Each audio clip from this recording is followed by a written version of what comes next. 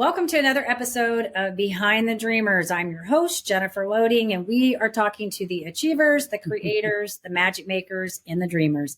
These are our friends, these are your friends, and they are living the extraordinary. Well, today's story is all about resilience, health, and hope. At the young age of 17, my guest faced a life-changing diagnosis that could have halted her progress and dampened her spirit. Instead, it ignited a lifelong journey of discovery and determination. Over the past 47 years, she's dedicated herself to uncovering and practicing strategies that not only promise, but deliver a healthier and more vibrant life. So what does all that mean? Well, you're going to find out in a few minutes. But first, we have to do a quick shout out to our sponsor. This episode is brought to you by Walt Mills Productions. Need to add excitement to your YouTube videos or some expert hands for editing? Look no further. Walt Mills is the solution you've been searching for. Walt is not only your go-to guy for spicing up content, he's the force behind a thriving film production company with numerous titles in the pipeline. Always on the lookout for raw talent, Walt is eager to collaborate on film and internet productions. With a background deeply rooted in entertainment and promotion, Walt Mills leverages years of skills to give you the spotlight you deserve. Want to learn more about Walt and his work? Head on over to waltmillsproductions.net and let your content shine. All right. So now that we've done that, we get to meet our guests. So meet Tracy Herbert, a living testament to the power of never giving up. Tracy's journey is nothing short of inspirational, marked by a monumental 3,527-mile solo bicycle ride from San Francisco to New York City.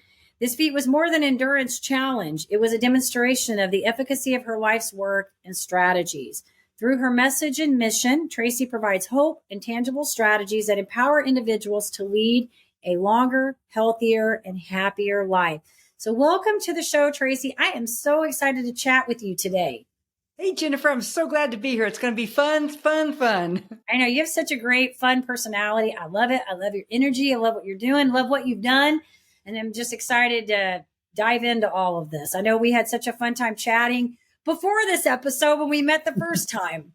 And we could be lifelong friends because I love your podcast too. They are wonderful. Thank you. Yeah, we have a lot of fun on this show. I think, I must say these bios, I have fun putting these together. I love taking y'all stories and just kind of creating this little picture of who you are as an individual. But I think the best part of everything is just meeting all of the amazing people that come on here and their stories and the adversity that they've gone through and what they've learned. And so that's what this show is really all about.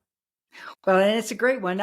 My journey started, like you mentioned, at 17 years old. I'm lying in ICU and the doctor walks in. He puts his hands on his hips. I mean, weird. And he said, "Young lady, you've got juvenile diabetes. You're going to be dead in 20 years. You're going to have horrible complications. You're going to go blind. You'll have your legs amputated." I mean, he kept going on and on and on. Not if, but you will have all these things happen. And he said, "You're never going to be able to have any children." And as he turned around and started walking out, he said, "Oh, by the way, you'll have to take several shots a day for the rest of your life because there's not a cure." And I'm 17. My parents are sitting there. We're all just, our mouths are wide open going, "What did he say?" And he left. He didn't have any time to say, "Are you okay, Tracy? Do you have any questions, y'all?" Nothing. But I don't want to make him out as a villain because he's Right. not. He's one of the best things that ever happened to me because he was so negative, telling me all the things that could happen, that I started thinking, okay, it's not going to happen to me. So I started going to the local college medical school library section, and I started reading everything I could about being healthy. Now, this was way before the internet, and all that. And so everything I started researching, I thought, okay, I might be able to try this. I might be able to try that.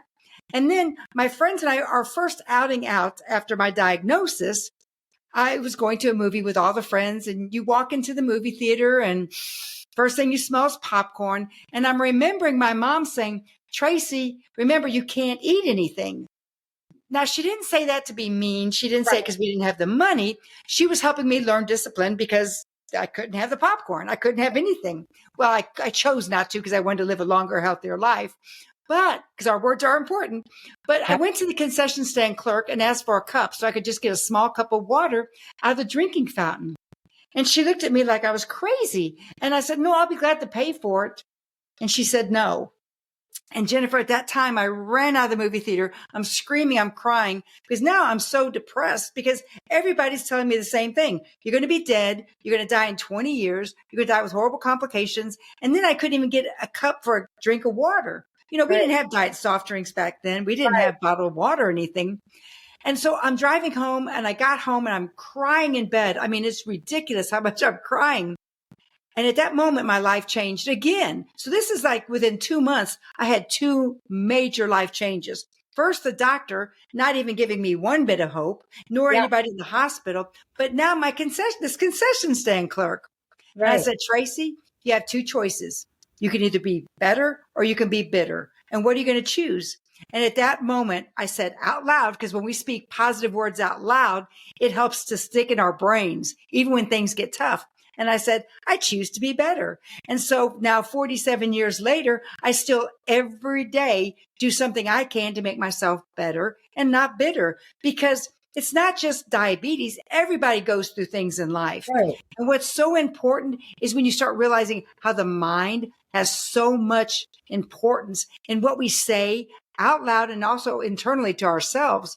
And when you start changing from I can't to I can, or what I want to do, your life changes. And then you also have so much more positivity in your life.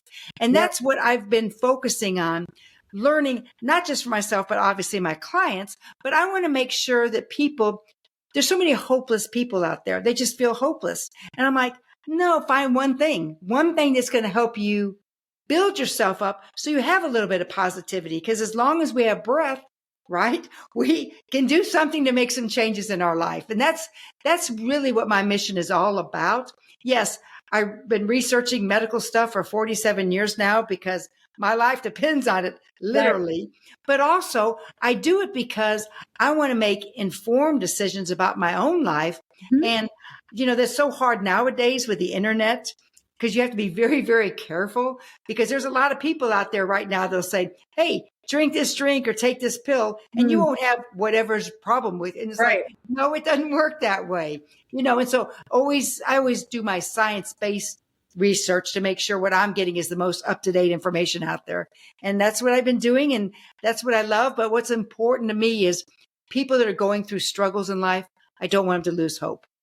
Yeah, this is so good. Okay, so I'm stuck. I'm going back all the way to the beginning of your story, and like this just keeps going through my head because I'm picturing this 17-year-old girl in a room in the hospital, and this doctor comes in and is just telling you all these things. And there's this part of you that feels hopeless, but there's this part of you that's going, you are not going to tell me that I'm going to be stuck with this and I'm going to die with this, right? Like there's this fire part of you, like sort of gave me chills when you were talking about that, because I could see a part of me.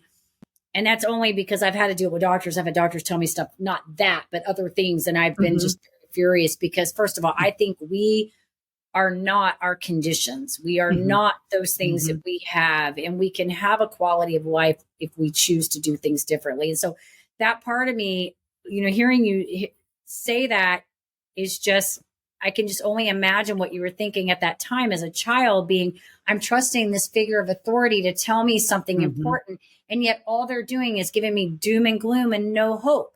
And there's this fiery inside of you saying, but I'm not going to let that stop me, Correct. So what a story, and then you've gone on. Go ahead. And what's important is they even had the audacity to tell my parents, don't waste your money sending her to college because her life expectancy isn't that long. And I'm so thankful my parents didn't listen to it, nor did I. And I guess that's probably where I got most of my oomph in my life, is my parents. But, they were all saying, you can't even do that. Don't do it. And when somebody tells you can't, and often all the time and time again, just like you were saying, we're like, no, we're going to do it. We'll show you. And that's exactly my attitude. Even going off to college. You have that fighting spirit. And there are a lot of people that, excuse me, that don't. They hear that and they automatically go into that's my life. That's what I have, and I think, there's so many things about this story, but also another thing I want to point out is that you've spent 47 years dedicating yourself to researching and looking at this because your life is dependent on it. And everybody, I myself have a chronic condition. Anybody that I know that's ever had a chronic condition, we know a lot of stuff about the stuff we're dealing with, right? Because we have to get versed in it. And a lot of times it is defying a lot of what we know in medicine and having to go outside and explore different things and become knowledgeable in those areas. And I met a lady in one of the clinics because, I shared with you off that I was doing infusions. And so people listen, they'd be like, okay, what are these infusions? Well, I was doing metal detoxing and I was doing iron infusions. But one of the neat things, not that I had to go through all that stuff because I hated all of that, but I will tell you, I met some amazing people in the clinic that I was visiting.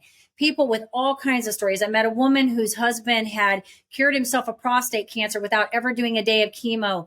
I met, another person that was that rheumatoid arthritis that was in there and was working with that. But all of these people, but I will tell you the common thread that I noticed with all these people, one is that I felt like I was in my place. As sadly as that sound, I felt like I was in my place with my people because I could talk freely about these alternative solutions I was doing, but also that they were all very versed in their conditions and the treatments that they were exploring and doing to heal themselves, or at least return some quality of life for themselves. Absolutely. And that's what the doctors always ask me, how are you still alive and what are you doing? Which I think is great because then it gives me an opportunity to share strategies, which my first doctor, before he retired, he wanted me to write my first book on diabetes, because he said, you've got to get this message out there to people because people don't know this kind of stuff. But the second thing is, what are you doing? How do you have more energy in your 60s than I did in my 30s? Because I literally have more energy today than I did even 30 years ago. And it all boils down to doing what works best for you. Just like the infusions seem to be working well for you. What works for you may not work for me and vice versa. But you do what works best for you. Then just like eating, certain foods are very, very healthy, but they may not help you. Like I'm allergic to spinach, so I don't eat spinach. Spinach is healthy. Ask Popeye, right? I mean, that's what's so important. But when you realize what hurts your body and doesn't help, things change. And so little simple things like what you're doing is impactful. And it's so important when we don't close our minds to certain things. We got to keep our minds open to what's going to work best for our bodies. Absolutely. Absolutely. So I want to talk about your bike ride because I think this is so awesome what you did here. I want to know how this came about for you and what this was like for you. Tell our audience a little bit about this because this is huge. It all started every decade after my 20 years of living with diabetes.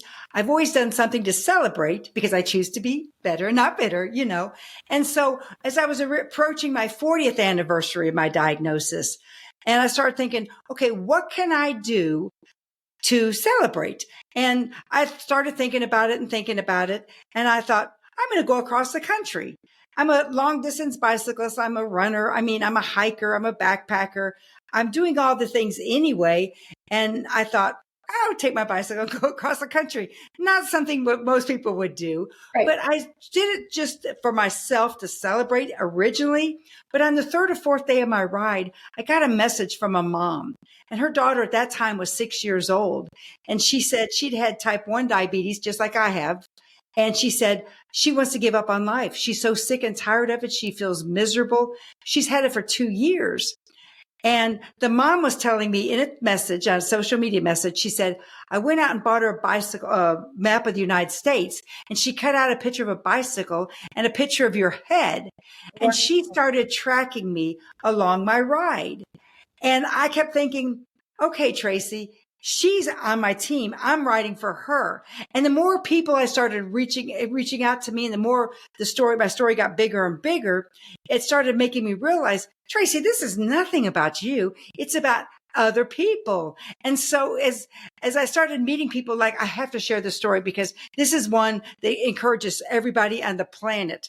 But I met a lady in Sacramento while I was waiting for the light to turn green. And she just happened to just mention something about it's nice to ride your bicycle across the city. And I'm like, well, I'm going to New York City, but okay. And so I really had that gut feeling I need to go talk to her. So I got off my bicycle and I just went over and started talking to her. Lovely, lovely lady. She was probably in her early to mid 30s. And unfortunately, she had a whole lot of extra weight on her body. And she's telling me she was embarrassed because she was waiting for her brother to pick her up. She had to walk about 3 houses down to get home, but she couldn't go that far. Well, the health coach in me came out and I started asking her questions. Could you do this? Could you do that? Everything she said, no, I can't. I finally said, could you walk to the end of your driveway? And just for a second, you could see that glimmer of hope. And she said, I think I can. Wow, that's what we needed. So I told her, walk in your driveway, rest, and walk back, and then do that every day. Go a little bit further and a little bit further and a little bit further. It's not rocket science, y'all. It's just small steps equals huge changes. And I got a message from her as I was riding my bicycle into New York City. And she said, I just have to let you know, I signed up for my first 5K walk. Okay, 3.1 miles. The same lady who couldn't even walk 3, 4, 5 houses down from the bus stop.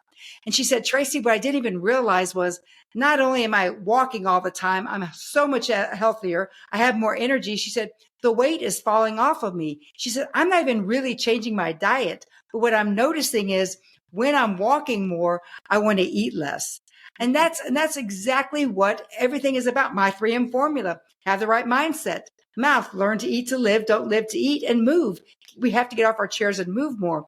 And she's such a bright example of how anything is possible as long as we start small and do little bitty things. And I met people along my ride. People were stopping and giving me water, cheering for me. One day in Nebraska, I was just sitting on the side of the road resting, and a couple brought me food, a nice lunch to eat. People would stop and give me money. Hey, here's some money. What can we help you with? I got lost the whole entire time. I could have done it in less than 3,500 miles, but I always tell everybody that 27 miles really was me just driving around getting lost. But it started out about me, and it ended up providing so much hope for so many people, because I was speaking at hospitals, I was speaking at camps, I was speaking at summer school for young children, and it just really impacted me, because I left Texas thinking, going to California, oh, everybody's in a horrible spot. Everybody's upset with each other. We don't get along. And it ended up saying, no, we get along really, really well, because people were out there cheering for me, honking their horn, saying, you've got this, going up those tall mountains and everything else. And it was such a great experience. Leaving Reno, or heading from Trunky, California to Reno. I was always supposed to be on my bicycle for 3 hours that day. Well, I got lost, like I said, all the time. And I'm carrying my bicycle over a mountain because I'm so lost. I had one choice, either stop the ride or, keep going. So I carried my bicycle over huge boulders. Out of water, out of food. It was the craziest thing. Got back down and got my bicycle and started pedaling again. Oh, you're amazing. Entrepreneurs, are you ready to level up your leadership skills? Tune in now for an exclusive offer designed just for you. This is my time. Did you know 63% of consumers prefer businesses aligned with their values? Recognizing your core values isn't just vital for business growth, it's the bedrock of effective leadership.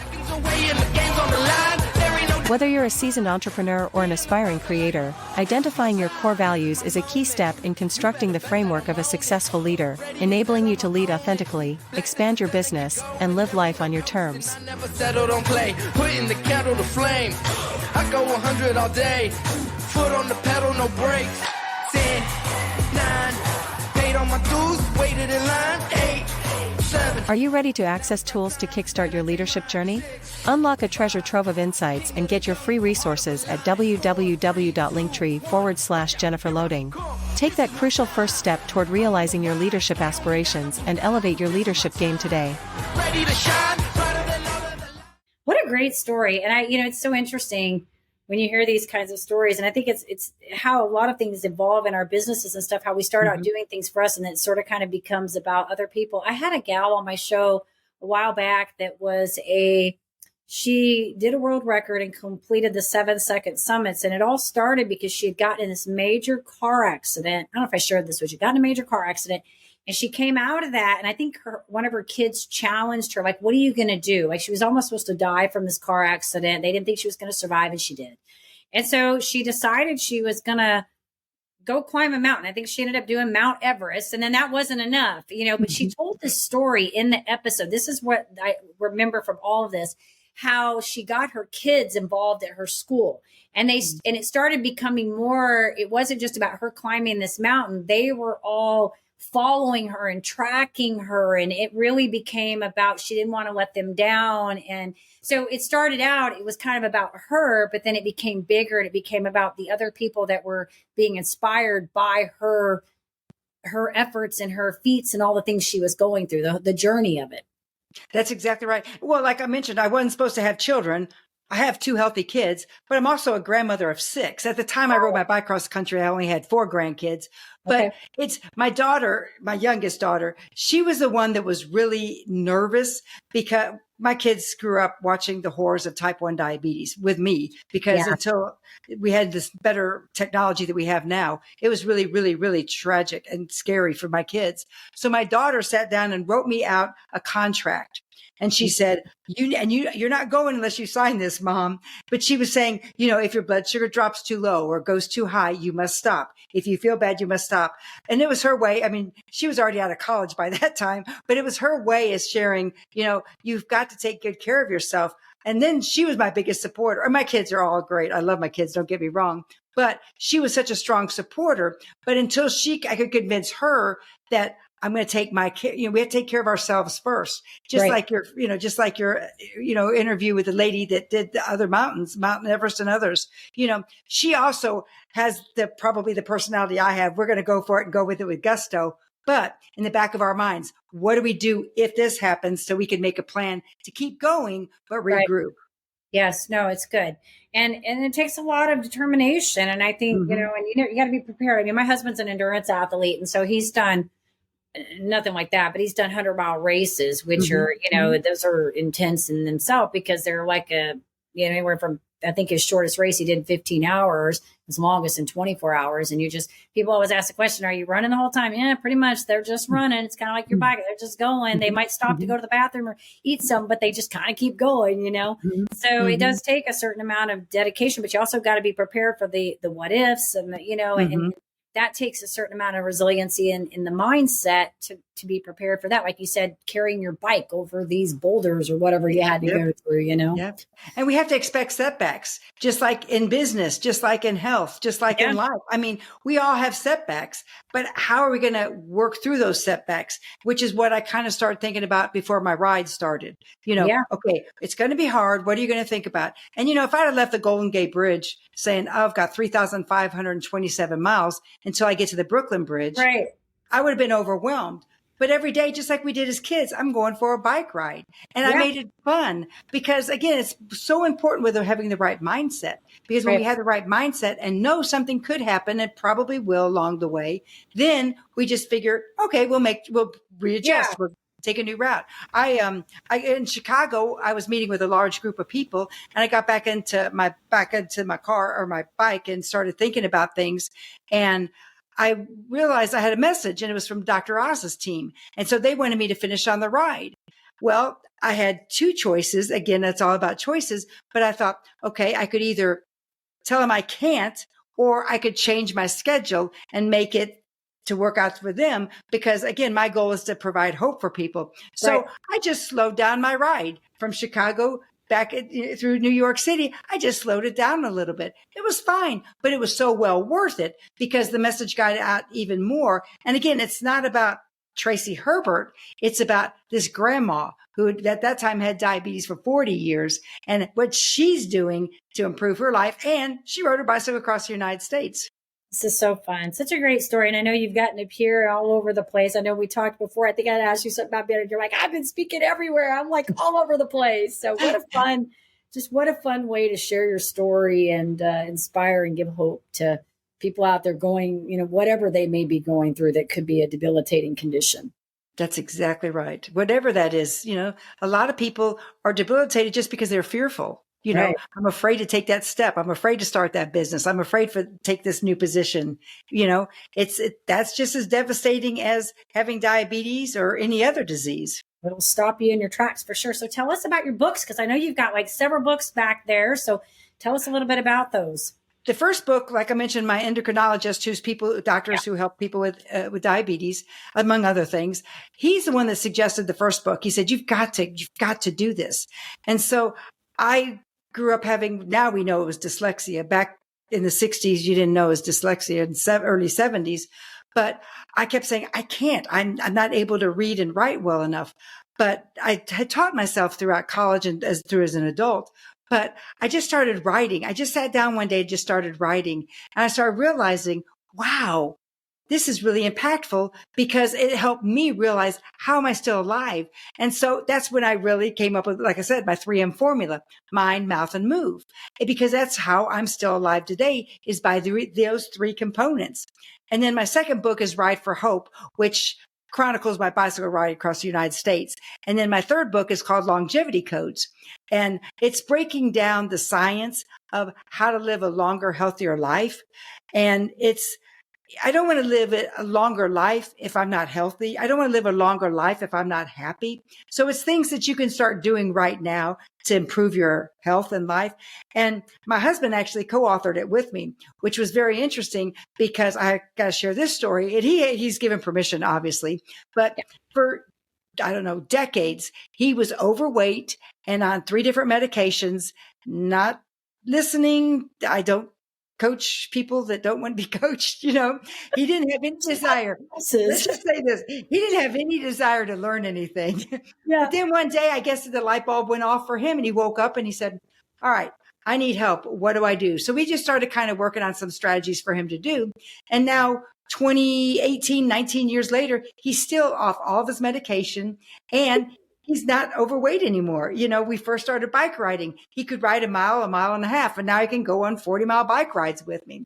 So it's just, when you think you can't or you don't want to, you're not going to change. It's not until it gets bad enough or you start feeling tired or whatever that strategy is, you got to change. That's so good. You said so many things there. I was laughing because I'm like, yeah, spouses are not good for coaching. Yes. We really like to help people. Like, we just have to refrain from that part because they have to be like open receivers to hear that. I'm with you on that one. But I do think, yes. And you said so many good points here, really about just starting, and I think so often people try to make huge changes. And I always talk about this in the work that I do, that when I'm working with people on the business side of things, and sometimes we touch into the health stuff, but a lot of times I send them off to people that do that. But I feel like we always kind of come back to the same thing. These people, they come in and they want to make these big instrumental changes in their life, and they take on so much change at one time. And a lot of that change is not something that they've been doing their whole life. They haven't been doing it for any period of time. And if you know anything about the whole state of learning, we know that it takes years for us to get to a place where a habit that we add in becomes an unconscious competent thing, like driving our car, brushing our teeth. These are things we're so used to doing. But most people come in and they're like, I want to make these big changes. And they put them in a place where they're not really primed for success. They're just not in a great place for success. And so this whole idea of, really small instrumental changes, I think, or incremental, whatever you want to say, I think are so huge, because when we can create these small changes and then we create wins, positions of wins, we build confidence in ourselves and our ability to do more things. And that's where you're seeing these successes. And I'm sure, as you were training for your bike ride, you were probably doing a lot of these little small incremental increases in mileage and all of those things. But I've done that my whole life with diabetes because, it's not rocket science. It's just do the right things and eat the right foods and get the right movement. I mean, so people always say, how did you train for it? I've been training my whole life. I was an athlete before I was diagnosed, but then I was not allowed to participate in school sports my senior year because of I was sick, my diabetes. Back then they didn't know what they know today. Right. But the important thing is though, I don't like people saying, oh, I need to get healthy because I'm going on vacation. I want to lose 20 pounds because I'm going to the beach, or my doctor told me I have to lose weight or I have to get healthy. No, because what it's all about is it's got to come from internal, like we talked about earlier. But also what's so important is you have to do it for the right reasons. And it's not for a specific time and place. It's, I want to live longer so I can play with my great grandkids. I don't want to sit on my rocking chair the rest of my life. You may want to, but do something to prevent you from having to sit on your rocking chair or going into a nursing facility when you're age. That's what's so important. So you don't think about your health as a specific time frame. You think about for the rest of your life. What am I going to do today to make tomorrow even better and the next day even better? That's so good. So I heard someone put it one day, and I don't know who this was. It was so funny. And I actually like this because I kind of say the same thing. He said, I don't want to die of something stupid. Yes. And yes. I love it because this is me. I tell myself that I'm like, I don't want to die because I overate or I ate junky food. You know what I mean? But that's not really it. It's really, I want to live it's a quality of life. We want a quality of life, right? And that's what I think. And I think what you're hitting on here is it's more about a lifestyle operation versus I'm losing weight to fit in the bathing suit or to go on, like I'm going on a cruise next month. It's, I don't even have I have no goal for going on the cruise.